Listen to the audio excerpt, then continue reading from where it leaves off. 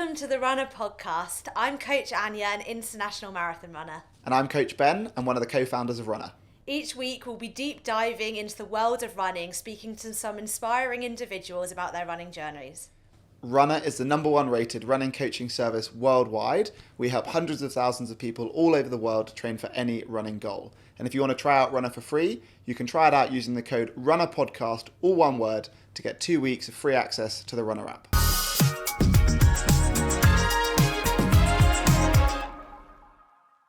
So Flora, tell us about what was it that got you started with your running journey in the first place?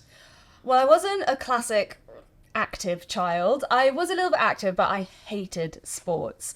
I mean, I refused to do any of the sports that I was meant to do in school. But I realised it wasn't that I wasn't good at sports, it's just that all the sports that you get exposed to at school were not really the ones that were for me. Yeah.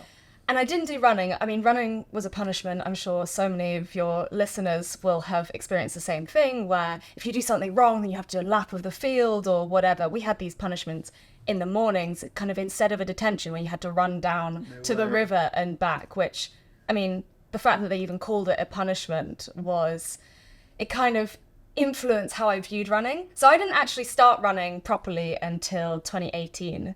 The very end of 2018, when I was asked to do Tokyo Marathon, actually, by a brand. And I was given 10 weeks notice and asked if I wanted to do this marathon, having never run even a 10-kilometer race. And I said yes, because that's not the sort of opportunity you turn down. And 10 weeks later, I was on the start line of Tokyo Marathon. And the rest is history, really. How did Tokyo go? Oh my God, it was awful.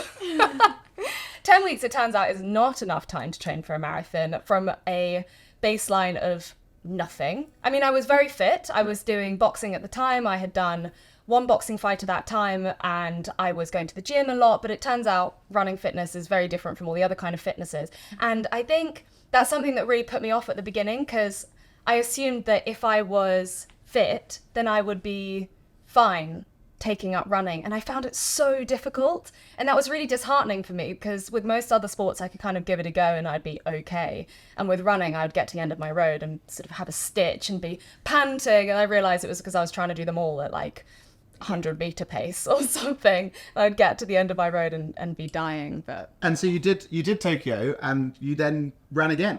So yes. It can't have been so awful. It didn't put me off for life, and actually Tokyo was the reason that I found trail running, because I injured myself in training for Tokyo. I got IT band syndrome on both of my knees, which meant that by the start line I was already hobbling, and by the finish line I was completely destroyed. But that meant that I discovered trail running, because I found that the softer surface was so much easier for me to run in. And so I was trail running a little bit more from that point, and I really loved that, because it took the pressure off times and paces, and I didn't even measure my runs by distance, I measured them by time. Yeah. And that's really lovely, and it also meant that I got to travel to some really beautiful places, and I took up ultra running in 2020, and that was from my love of trails, really. And was that just that you almost didn't want to stop at a marathon, or you wanted to like push yourself to the craziest challenge you could find, or what was it that like pushed you just from enjoying running and enjoying the trails to wanting to really see how far you could go?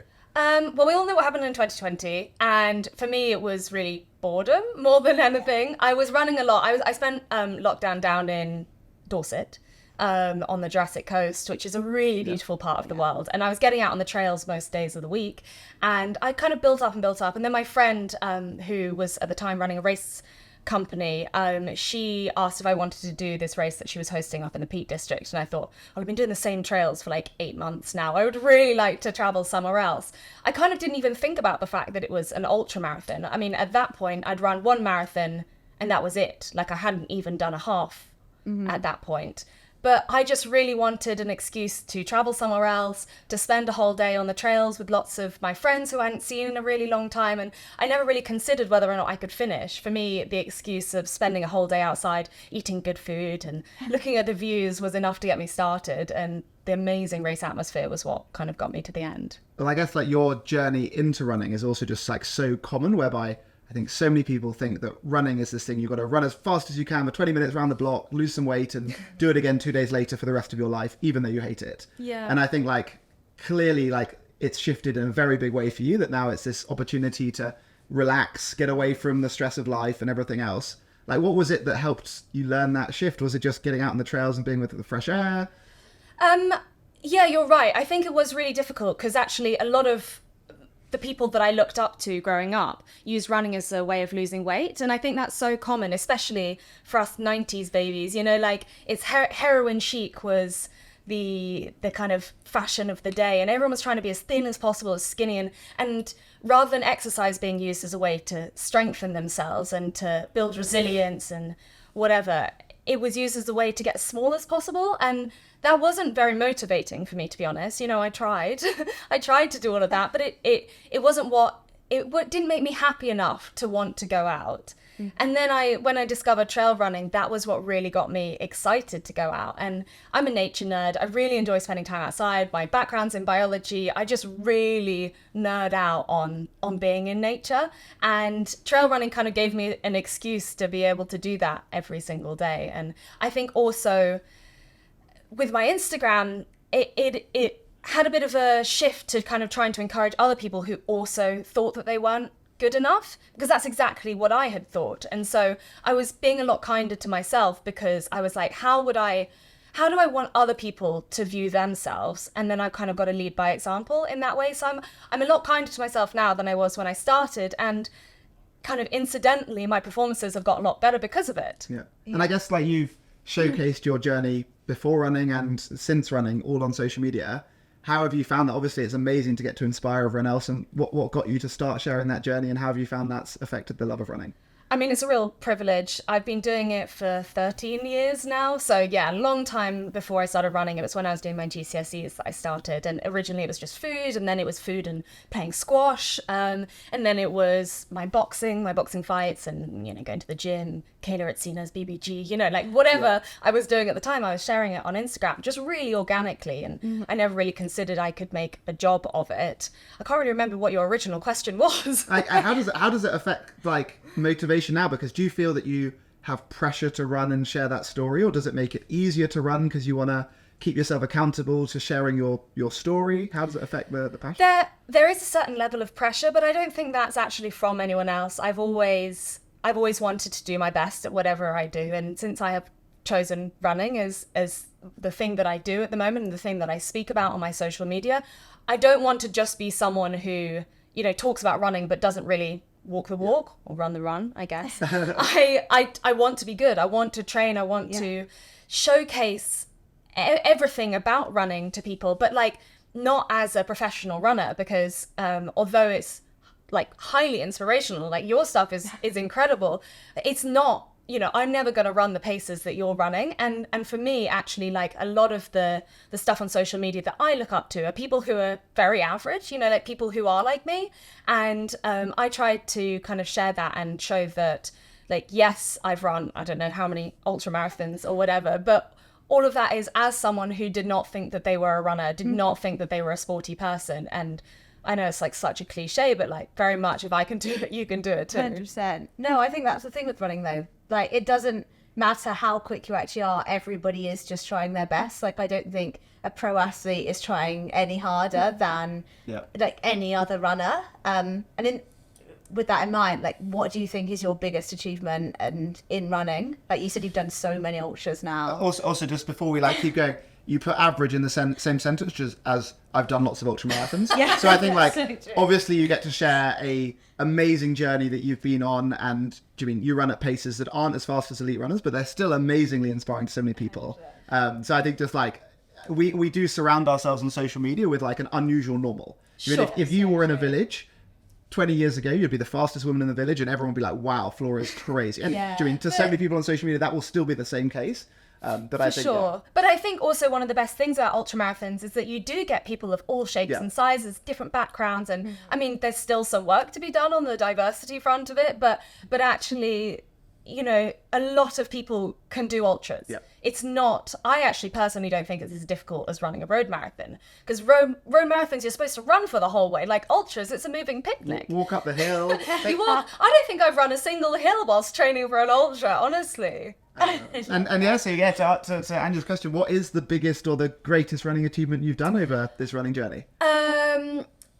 For me, achievements are, like I said, not to do with times or paces really, but about beating my own expectations of myself, really. And there have been a few times where that has happened. In fact, every time I finish an ultra, I'm like, oh my God, I can't believe I just did that, which is such a great feeling. But there are a few that stand out. One of them was the Race to the Tower ultramarathon, which is 84 kilometers, 85 kilometers or something, along the Cotswold Way. And it's so beautiful. I love it. And 5 weeks before I did that, which was in 2022, 5 weeks before, I'd run a 4-day ultramarathon in Croatia that had completely destroyed me. I mean, it was amazing, but horrendous. You know, it's like very much type 2 fun, verging on type 3 at times. Not the conventional taper. No, not the conventional taper. I was like, it's either going to prepare me really well or it's going to completely ruin my chance of this one. But so I turned up to the start line, with like a couple of niggles in my ankles, not expecting to do well at all.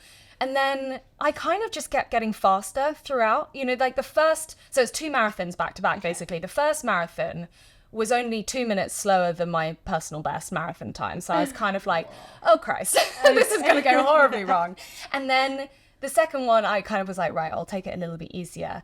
And then towards the end, I was like, you know what? I'm bored of being out here. I'm just going to go really fast. And so I just took off, and I was running with a friend of mine. And he was like, what the hell are you doing? And we're 80 kilometers into an 85k race. And I was just like, yeah, I'm bored of being out here. And I also just knowing that you're not doing a multi-day and you don't need to run tomorrow probably allows you just to leave nothing behind. 100%. So you can drain yourself right to zero. And I timed it perfectly. I couldn't have taken an extra step at the finish line. And that knowledge of what your body is capable of is something that you kind of build through doing more and more races. And I think actually the 4-day ultra, those 5 weeks previously, had prepared me really well. Because I didn't do a single day of draining myself to zero until the last day, because otherwise you can't do the following one. So anyway, 85 kilometers, I came in like 6th female or something, which I was delighted with, because I had no expectations. I didn't even know if I could do the distance.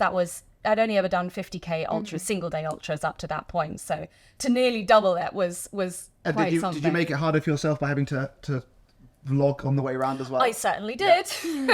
Yes, I vlog all of my races, not just because it's my job, but also actually I really enjoy going back and kind of looking at the roller coaster of emotions and also the views. Like I say, I really enjoy being outside, and to be able to go back and watch that at times is really nice. And you mentioned kind of like times for marathons and things like that. Presumably that's what also makes it so satisfying and relaxing almost to go and do an ultramarathon, which is that like you come up to a hill, pace slows down, you walk, whatever it is, you're struggling, you're feeling great. Either way, it doesn't matter. And you just get to enjoy being outside with nature. And then the feeling of crossing the finish line is amazing, rather than sometimes if you're doing a road race and your happiness is driven by a time on the finish line, which almost seems crazy that people are going to maybe be happy on the finish line depending on that time. Is that a big thing that keeps you on the trails? It is. And actually I've got a bit of a mental block against road marathons because Tokyo was such a disappointment for me. Not the race itself, obviously that was incredible. The city is phenomenal and it was such an amazing opportunity, but I didn't have anything to compare it to. So I'd kind of been given times by everyone around me, you're capable of this, you're capable of this, and I had no knowledge of what I was actually capable of. So when I shuffled around in, I think it was like 4:28, it's the average time for a marathon, so it was by no means bad, but it was so much slower than I had hoped for myself. And like you say, we surround ourselves by people who we look up to, and a lot of those people have really, really fast times, and I was really disappointed in my own time, and I knew that I should be happy to have even completed that distance. In training, I didn't go further than 26 kilometers because I just didn't have the time. And there was the risk of injuring myself further. So I really had to limit how much I was doing. And I had no idea what I was capable of for 42 kilometers. And to hobble home, I almost had to crawl the last 2 kilometers. Honestly, it was awful.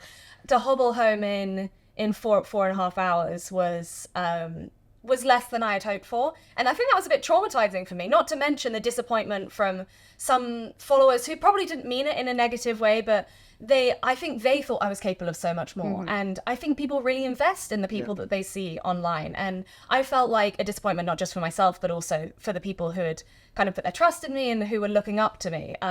Whereas with trails, I mean, most people have never run 50 kilometers or 80 kilometers or a 4-day ultramarathon. So, you know, if you say you're out there for 9 hours, people are like, wow, 9 hours, rather than being like, God, that's slow. Yeah. Well, I think exactly to your point, which was that like all runners, no matter whether you're elite or whether you're right at the start of your journey, doing someone going and doing park run, they're going to push themselves as hard as they can at 5K. And it's almost more impressive for the people who spend 35, 40 minutes on the course than those who smash around in 15. Yeah. They've got to work for twice as long, working just as hard. So obviously it'd be extremely impractical if all races were done 30 minutes as hard as you can see your bodies go. Because where do you put the finish line? It'd be impossible. But as a result, you can really see, I guess, the psychology to that. Yeah. But I guess even the way that we think about Runner is so intertwined to that same perspective. So a lot of people will message us and be like, I want to do a this time marathon. Why can't I tell the app?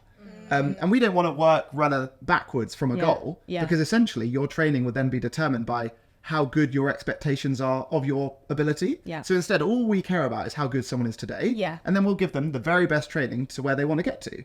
And if that means that someone's going to go and get a 3-hour and 3-minute marathon, that's the right time for them. And if they're going to go and do a during 3:31, like that's the right time for them. And we shouldn't be making their training slightly too hard because their ambition is slightly more than is what they expect, or the opposite, making their training too easy because they're maybe slightly under ambitious. And I think like with that in mind, we should almost just really focus on learning to love what we're doing, turning up to training consistently because it's fun. And over the long term, who knows what we go on to achieve. I think that is the thing, you know, if you enjoy it, you're going to want to show up, you're going to work harder. And at the end of the day, you're going to probably be a better runner for it and happier, which, you know, we do these things for fun. I mean, you do them professionally. I do these things for fun. Which means that if it's not fun, like, what is the point in doing it? You've got to keep it enjoyable. Have you found the love for marathons again since Tokyo? We'll see, because right after this, I'm heading out to Paris with the runner team to do Paris Marathon, which is only my second ever road marathon. I think I've done the marathon distance or thereabouts probably 8 times or something, 8, 9, 10 times. But road marathons, no, that's still a new one for me. And I'm excited to see how it will go. And as I'm sure we'll discuss in a bit, I've been quite ill recently, so it actually, in a weird way, takes the pressure off a lot. I know I'm not going to get a PB time. You know, my PB is on the trails. And I feel like that will be the case for a while. And that's fine. Because actually getting to that start line and hopefully getting to that finish line is such a big achievement for me at the moment. And I think that lack of pressure is going to make it a whole lot more enjoyable. And so with that in mind, like, how do you think about approaching the run itself? Are you just out there to enjoy the views and surround yourself with all this amazing positive energy? I will push myself. I mean, it's in my nature. I'm a really competitive person with myself and what I'm capable of. But yeah, effectively, you know, I'm going to be vlogging it. I'm going to be trying to show the race atmosphere, the build up to it, the people around me, everything I'm eating, which will be a lot. I'm using ultramarathon fuel, so none of it's gels. It's all like flapjacks, biscuits, you know, like baby food. I'm really excited, actually. It's going to be, like I say, a moving picnic. So you mentioned you have been a little bit ill in the lead up. How has that affected your training and your motivation and your mindset towards Paris? Yeah, so just to give a little bit of background, last year I got diagnosed with something called the Epstein-Barr virus, which, if any of you have watched the Mark Cavendish documentary, is the same thing that Mark Cavendish had. And, you know, nearly destroyed his career. And it's so under-recognized. I mean, like, even though he had this entire medical team and everyone around him, you know, it took a while for him to get diagnosed. And getting a diagnosis for myself was nigh on impossible, despite turning up to the doctors with privately paid for blood tests showing new and worsening signs of stress in my body. It was really difficult to get anyone to take me seriously. So in December 2022, I had glandular fever, and then I had long-term repercussions from that. So EBV is the virus that causes glandular fever, and some people don't recover quickly from that. So some people, you know, feel a bit tired for a month or so after glandular. Other people get it for a year. Other people get it for a decade. And it's really unknown, but it's very similar to kind of long COVID or chronic fatigue syndrome or ME, all those kind of things. It's basically like long-term fatigue. And thankfully, so I tried to race 4 ultras through this. So 3 at the beginning of last year. And then I ran OCC as part of UTMB week in August last year, which was when I was talking about my biggest achievements, that would definitely be up there. Not for any reason other than I did not expect to even be able to get past 20 kilometers, let alone to 55K through the Alps. So I got diagnosed a couple of days after that race, actually, and told not to run, not to do any intense exercise, because for a lot of people, and for me, it makes you bedbound, for a bit. It's awful, especially as a really active person. It was really awful. And I had to build up from, not being able to do my daily dog walks to hopefully running a marathon. And it was, when I was asked, do you want to run Paris Marathon? I knew that I wasn't ready, but equally, I'm very much the sort of person to say yes to things now and think about them later. Figure out a way. Yeah, exactly. And also I came from running ultramarathons to doing nothing. I was in bed every single day, really doing nothing. And because of that, I lost a huge amount of fitness. And because of my loss of fitness, even really basic tasks were becoming quite difficult. And so I thought, I actually need to halt this loss of fitness, because in the 6 weeks that I was doing very, very little, I was getting worse and worse and worse. Mm-hmm. And I think part of that was that my body was responding so poorly to any level of stress, even just taking the dog for a walk was becoming quite difficult. Yeah. So when I was asked if I wanted to do the marathon, I was kind of like, well, I can do a walk-run program and build up to running 5 minutes, 10 minutes, 15 minutes. And that is a way of building up my fitness in a very sort of regimented but quite slow way. And so I kind of said yes, not really expecting to necessarily be able to get past week 6 of training, because quite often I do 6 weeks and then I am completely exhausted and then have to go back to square one and take some weeks out. I factored in an extra 2 weeks to my training program in the knowledge that I might need to take off a week here and there. Unfortunately, I got ill. I had a relapse like the day that I was supposed to start my 2 weeks early. So I ended up pushing it back and actually just doing the normal 16 weeks that you would usually do. And it has been a steep learning curve. Yeah. I can't do the training program, in the way that I would really like to. I went from running 6 days a week and doing 2 gym sessions a week to walk running 3 days a week and no gym, nothing, just nothing extra at all. And that was a struggle, but I think it's worked really well. It was a gamble for sure. Yeah. And I'm always reluctant to kind of give any advice on this because everyone is so unique. I'm just really lucky that I came from such a high fitness level beforehand so that I could kind of build up to it in a way that was kind of safe. But I think it was borderline. I really do. I would probably say I could do with an extra 6 weeks. Yeah. And do you think looking up to, or like hearing about the success stories of people like Mark Cavendish, you then get back into the pro peloton again? Like, does that help give you the optimism that you need to get out of that feeling of maybe that it's not going to get back to where you want it? That's exactly it. I think people with chronic illnesses and invisible illnesses are often told what they're capable of rather than being allowed to kind of figure it out for themselves. And it's awful when you think you're capable of something and you try it and you're proved wrong. That is such an awful feeling. So it kind of puts you off wanting to try anything.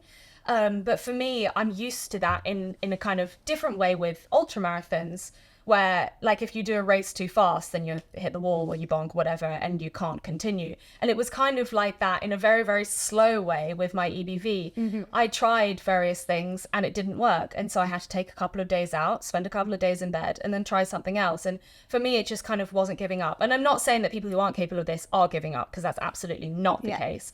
But everyone's capable of different things. And I think you can kind of explore that within safe limits with the knowledge that sometimes you are going to be kicked back a little bit. Sometimes you are going to have to take time out, and that's okay, so long as you're not making yourself worse in the long run. I think it's always kind of worth giving it a shot. I think it's so inspirational, just like picking yourself back up, and especially considering your whole like presence online was all about like your health and fitness, and then basically having to be bedbound. So that must have been like really tough mentally. How was that? I mean, it was awful, I'm not gonna lie. I built up a whole identity, really. Yeah. And I've had a complete identity crisis. You know, Exactly. I'm this fit person. I'm really strong. I really lean into being capable of doing things. And all of a sudden, you know, my boyfriend was having to do everything. And like, if I hadn't had him there, I actually don't know what I would have done. Because even like really basic tasks like cooking or cleaning or taking the dog for a walk was suddenly really difficult.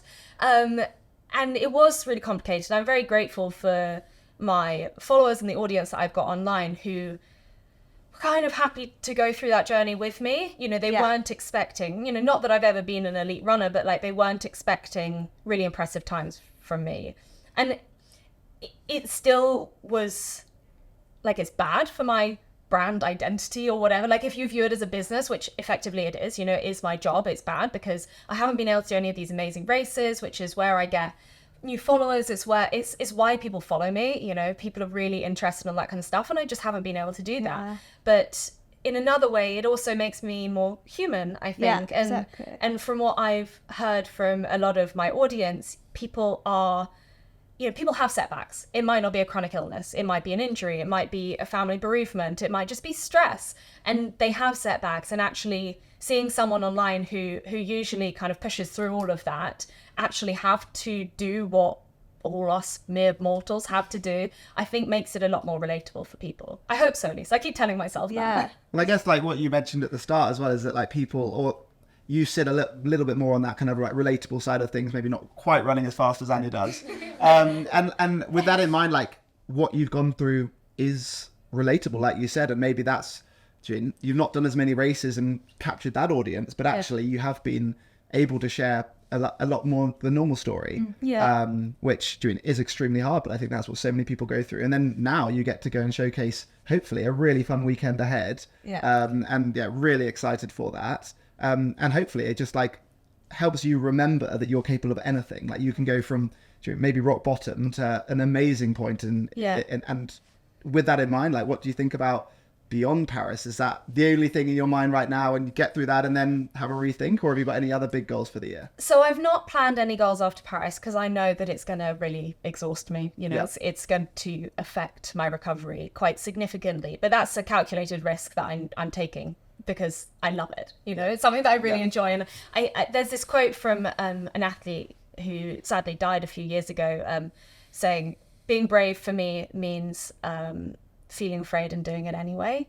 And I think that's exactly kind of what, you know, my attitude towards all of this is. So I haven't planned anything after Paris in terms of races. I've planned lots of non-running things. I'm going to Coachella. Amazing. Which is so exciting because I wanted to go for ages, but I was like, I don't really like doing long haul flights. I don't really like getting jet lagged. And also with my training, you know, all of that kind of stuff, like I don't want to take that time out, but I'm not going to be training. I'm going to be resting. I'm going to be recovering. I'm going to be doing all the normal, like human things that you do when you're not training for a race. And I'm really excited for all of that. I've also planned some long distance walks, raising some money for charity. So I'm really excited for those. But we'll see. I think what I do later this year will be very much dependent on how quickly I recover from Paris. Because if I recover quickly, then that actually means that my EBV is in a better state than I thought it was. And that will be a really good sign. So I might be able to do an ultra later this year, but I don't want to push myself into something that will set me back even more, because it basically creates this energy hole that you pay back that energy loss with interest. So however much energy you take, just add 5 times that to the amount of energy you have to pay back. And I guess you also just don't want to live with that mental pressure of needing to go on to do X, Y, and Z. It's enjoy Paris, and then you can relax. Look forward to having a summer of adventure and slightly different things, not as high focused on the running side of things. And actually, then when you go and do another running goal, whatever that might be, it's a exciting privilege and not this pressure that you've had to do all year and whatever that way. Yeah, I think so. And like running is a joy for me. So I'm really excited to get back to it. But having a lack of goals or pressure, I think will be really good for me. Because, you know, marathon training is hard. It's hard for anyone. You know, you don't have to be suffering from EBV for it to be difficult. It's difficult for everyone. And I guess you've learned so much along your amazing journey, showcasing that on social media in fitness in all different forms. What would you go back and tell your younger self as your best piece of advice to become an amazing runner like you are today? I mean, it's been my motto for this whole chat is really just find the enjoyment in it. And that enjoyment can come from pushing yourself, or it can come from going and visiting new places, or running with friends, or running with your dog, which is one of my favorite things to do. If you find the enjoyment, the performance will follow. And it's perfectly okay to push yourself, but it's also perfectly okay not to. And I think don't get caught up in what other people are doing. Just do your own thing.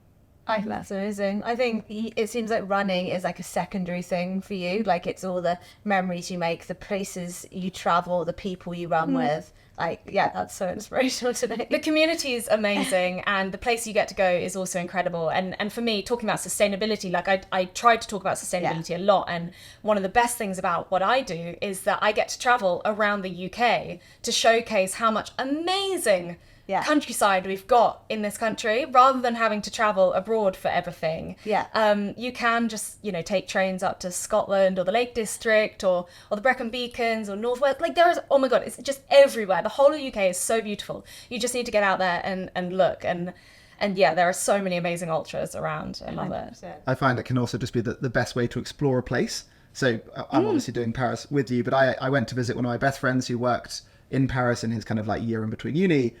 Went for a long weekend, and at the time I'm not the kind of guy who wants to go around loads of museums. I'm also not the kind of guy who wants to go loads of nights out. So we got there on the Friday night, had a huge spaghetti bolognese.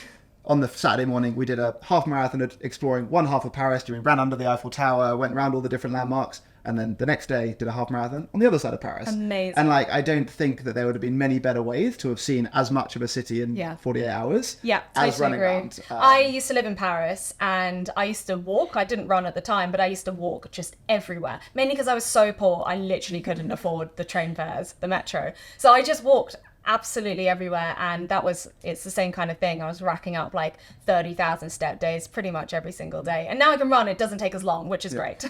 Well, hopefully, even if we're not going to see quite as many amazing waterfalls and different things you might see on the trail, it should be really nice for you to run around such an iconic city that you spent a lot of time in as well. Oh yeah, I'm hyped.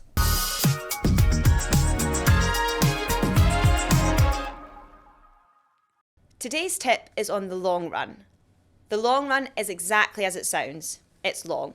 How far you go will depend on your ability and what you're training for, but the most important thing is to build your long run volume gradually each week. If you're following a runner plan, we will do all this for you, making sure you're progressing at the right rate and getting in the right number of long runs before your main event. The long run not only builds endurance, but is a good time away from the hustle and bustle of daily life. Post-run endorphins hit differently after a long run.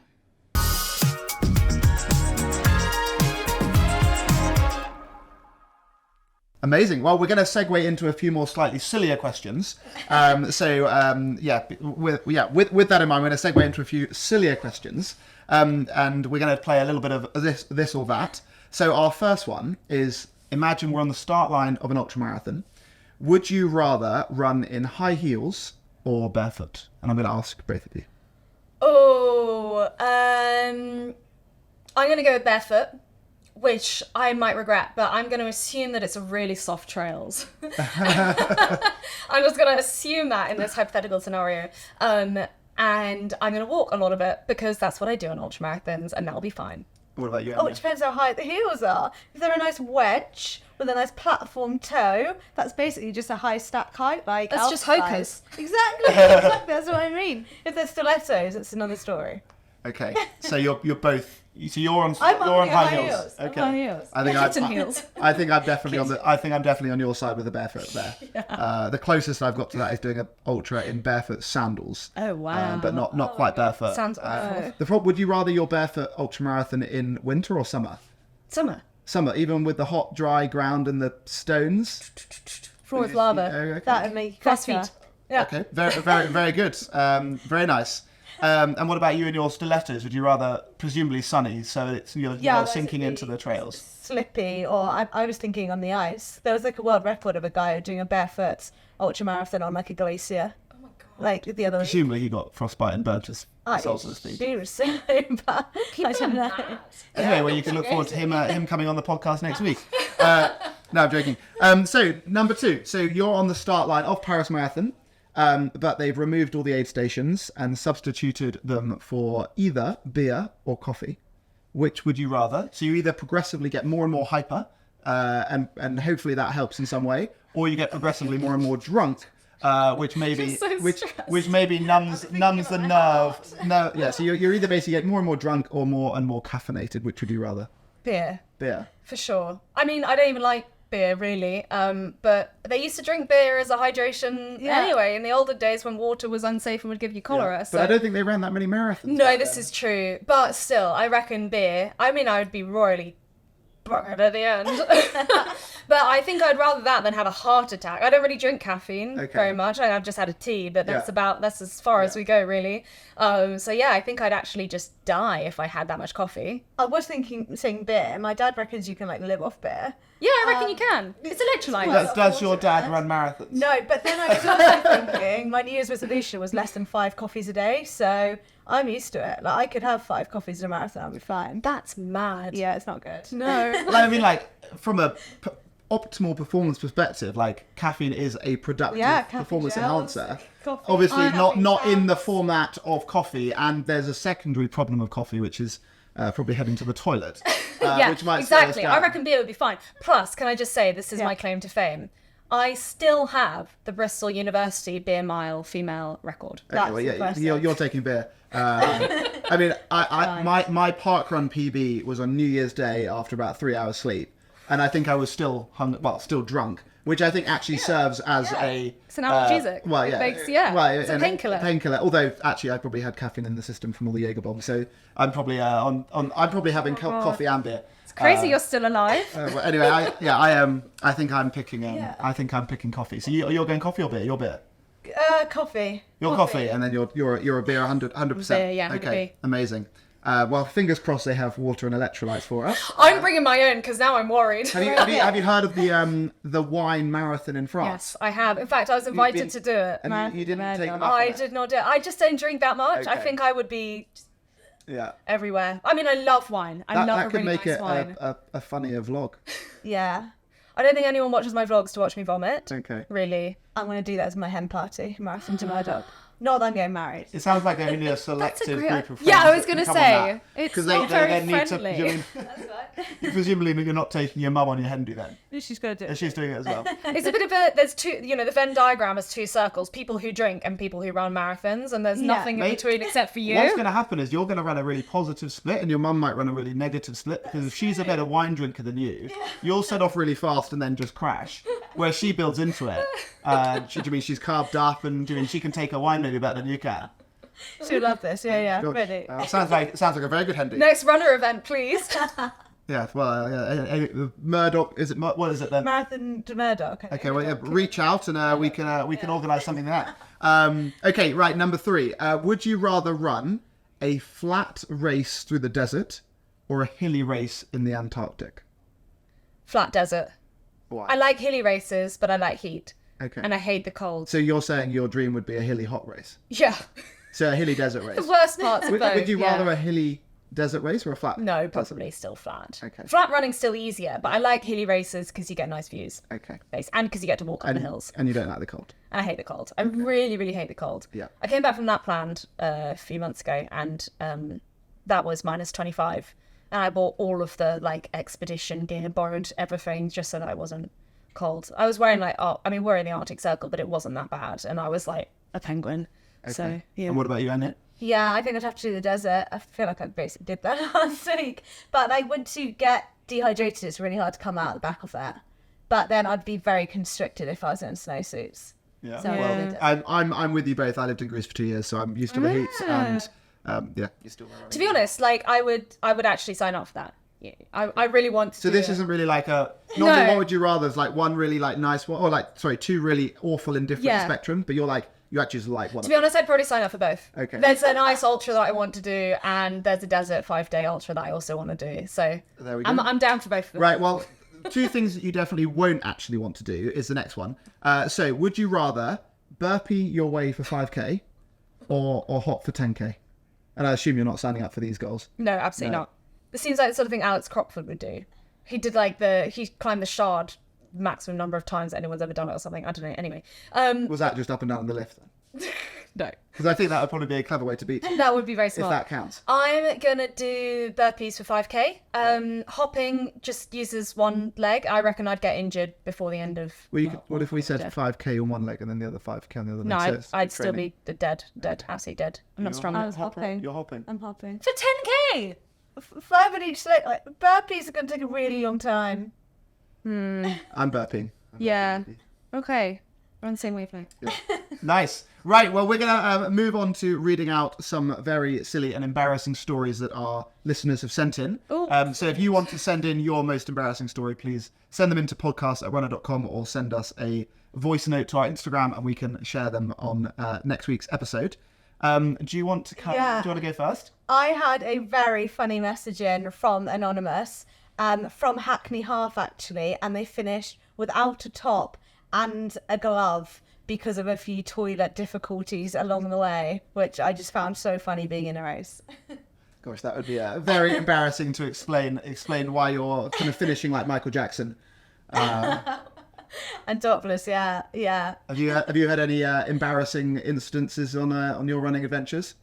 Well, every ultra runner has poo stories. Yeah, squat and drop. Squat and drop. The 4-day ultra that I was talking about before in Croatia, in the 4th day and the 3rd day, they didn't have any vehicles. There was no vehicle access. So rather than having clean water, we had to drink from the wells. And no one had told us that we had to bring water purification tablets. And so we were drinking this water that I looked at the water. It was not clean. It was not good. But also it's that or dehydration. Yeah. So I kept drinking the water and everyone was just sort of tooting along like so.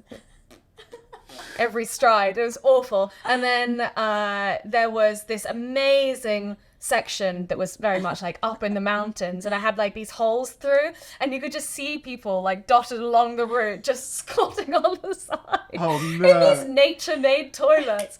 Anyway, I've got a collection, an album of my favorite wild wee spots, and I love that. made it onto there. Yeah, I love that. That sounds like ultramarathon's not hard enough, so let's make you drink dodgy water. I feel really bad for them because I don't think they knew either, to be fair. But they must have stomachs of steel if they tried that in advance and were fine. There must have been a lot of complaints of chafing at the campus. There were a lot. Yeah, there were a lot of complaints. Well, we've had another silly one that sent in, which is someone who was on her first date in the middle of winter and tripped 8k into their 10k run, fell face down into a muddy puddle in a white top, which is obviously very embarrassing for them. And they are still dating that person however much longer later. Well, it happens to the best of us. Honestly, I fall over my own feet when I'm walking, so, you know. Yeah, no, absolutely. Okay, Well, dating run stories. yeah, well, no, please send us in your embarrassing stories or your successful love stories as well.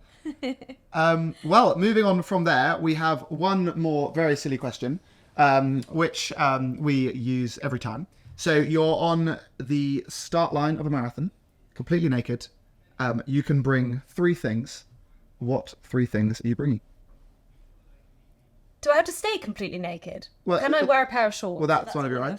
Oh, okay, fine. Okay. I know. A one piece. Nice, very clever. Yeah.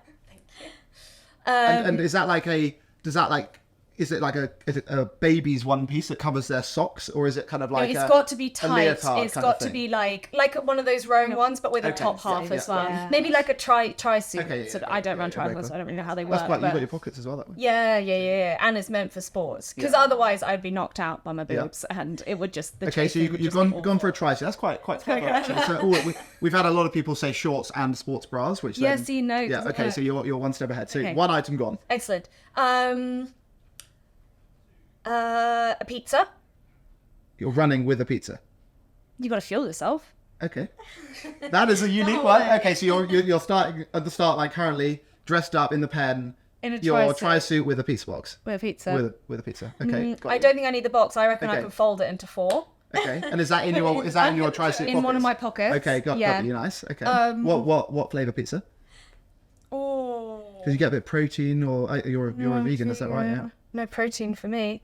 I'm joking. No. So what's your vegan toppings on your pizza? I don't know. I reckon I'd just go for like a nice mix of some roasted vegetables. Okay, Just nice. really nice. Yeah. A little bit of vegan cheese, not too much, fatties, and that's carbohydrates, a bit of Just, yeah. If you lather it in oil, you can rehydrate I will at the be same time. lathering it in oil. Okay, so you've got your nice pizza in your pocket. Yep. You've got your tri-suit. And then I guess I'm going to need some sort of liquid. So, I don't really know.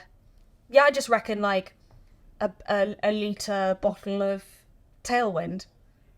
Lovely. Gosh, that is an ultra runner's collection. So you're doing your marathon barefoot with your tri-suit, and you're also not going to put it on Strava. You're not going to.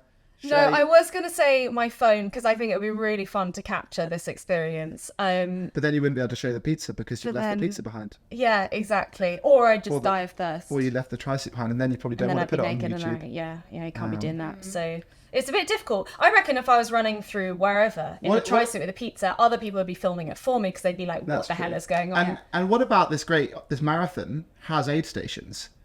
Oh. So now you don't need your Tailwind and your pizza. What do you bring? I'd probably put some shoes on because that would be really nice. What shoes are you going for? We're on the start of the Paris Marathon.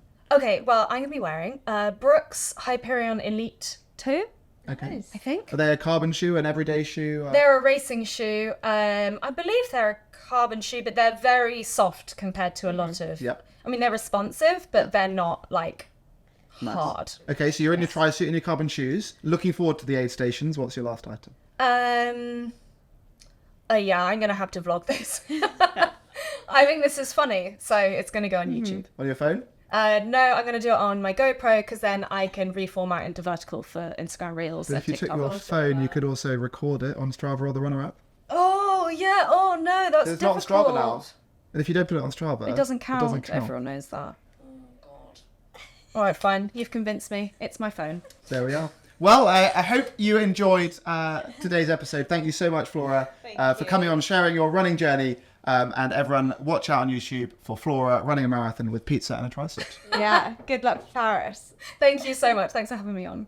Today's podcast is brought to you by Runna. If you want to train for any running goal, please download the app. And don't forget, you can use the code Runna Podcast for a 2-week free trial. If you enjoyed today's episode, please like, share, follow, do all of that nonsense, and we'll be back here next week. And if you want to be featured, send us your embarrassing running story. Either send us a voice note on Instagram or send us an email to podcast@runner.com so that we can have a good laugh at your expense in Runner HQ and share it on one of the next episodes.